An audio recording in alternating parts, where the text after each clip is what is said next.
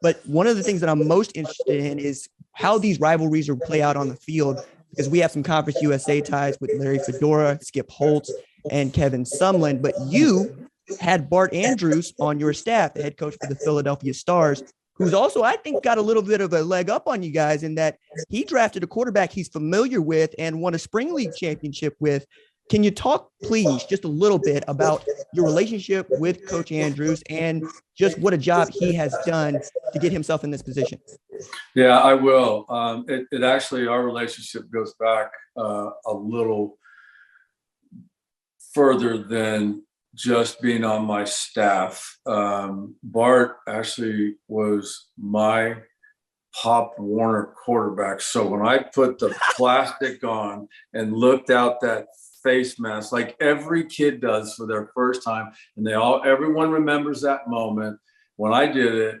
You know, Bart was the quarterback. We were, I don't know, 8, 9 years old. So we played Pop Warner football together, and I was the receiver and the running back, and he was that quarterback. And so, you know, our relationship goes way back, and eventually our career paths went different directions. I became a head coach of the National Football League.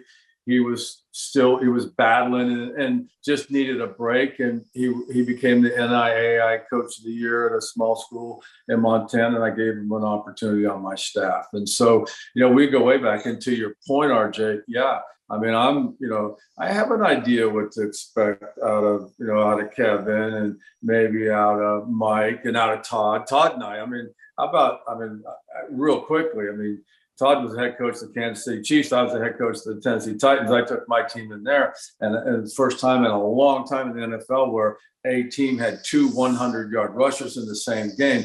And that was me. That was Lindell White and Chris Johnson. So Todd and I have some history together, too, that we've talked about that's really fun. But Bart, on the other hand, Bart has made a career, and a good career, out of participating in alternate leagues. And so he understands better than anybody what it's like to go in to a situation where you have a small coaching staff, where smaller than what we're used to, and you have a small roster. And he knows how to put those things together. And so, you know, I've leaned on him a little bit as we've been, as the league is being put together. And, he's asking me about my experience committee and how you guys would do this here. And I'd say, well, how did you practice, with this number of players? So yeah, Bart's the one. So I wouldn't say, from a rivalry standpoint, I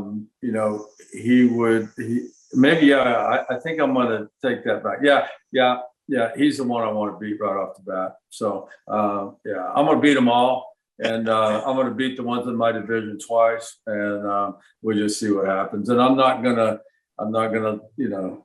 take my foot off the gas either. So we're gonna have some fun. He said, we had one conversation which football people couldn't appreciate, and it was, I called him, I go, this is about a month ago. I go, what are you doing? He goes, I'm just working on some protection things because of your ass and all that stuff that you do on defense. I said, so you put the tight end outside the wide receiver, then motion him down, and then reset him and line him up just to see if my safety comes in with him, because then my safety's blitz. And he goes, yeah, kind of. So anyway, there's stuff going on. We'll see how it all shakes out. Thanks for watching this video, and remember, hit that subscribe button so you don't miss any other videos on the #1 ranked show YouTube channel.